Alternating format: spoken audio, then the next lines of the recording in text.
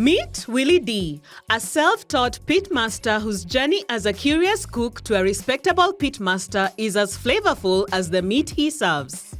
Every mastery, however, has a messy beginning. For Willie D, it wasn't a secret recipe or a secret sauce that started it all. I live near Udhiru, so there's a lot of pork joints around there.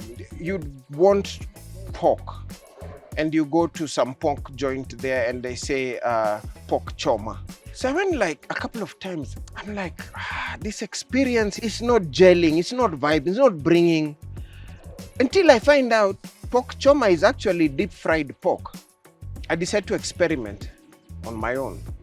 So I built a small grill. It was drum. So I took the drum and I cut it in half so it opened, put a chain and everything, put a rack.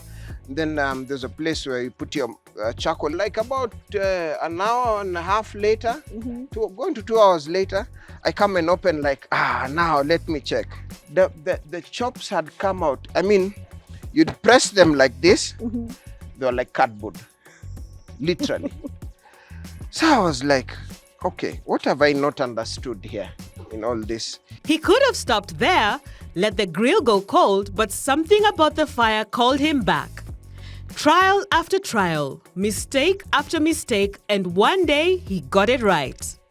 From 2017 to 2020, he tested, experimented, and refined. Finally, the tables turned. So for a while, up till 2020, this was all a passion. I mean, amongst a few of my friends and like my cousin and stuff, they'd be like,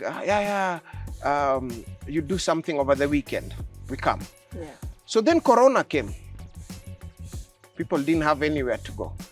So first of all, I had space. So my friends were like, we come over in the afternoon and we can sit outside there and just have a drink. So cool. Then I'm like, I did some Nyama over here. Let's have some. So they eat, they're like, oh man, this is really nice. I'm like, this is just something I've been doing, like a backyard cook. So I really didn't think it was all that initial. So it became, let's changa. And then we sent for Willie, he can buy meat and then do for us something. So when I had started to post some things on Facebook, a few of them, so they're like, how can you do that? Nyama looks so nice. No, you have to do something for us. So from there, one of them gave me my first quote unquote commercial work. So I did, my first big one was for like 40 packs, which was huge at that time. I was like, oh my God, now they don't have plates and I'm going to do this and that. And that should have been 2021. So I do for Audi Club, they were having some meeting.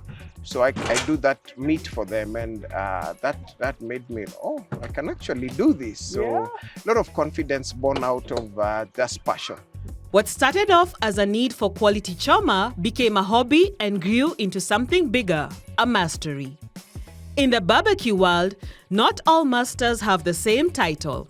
Grill pit doesn't really matter. It's just a source for heat. The name pit itself has a history, because a lot of times they used to cook in a lower than a below ground place. So it was a bit of a pit and the fire would be there and blah, blah, blah.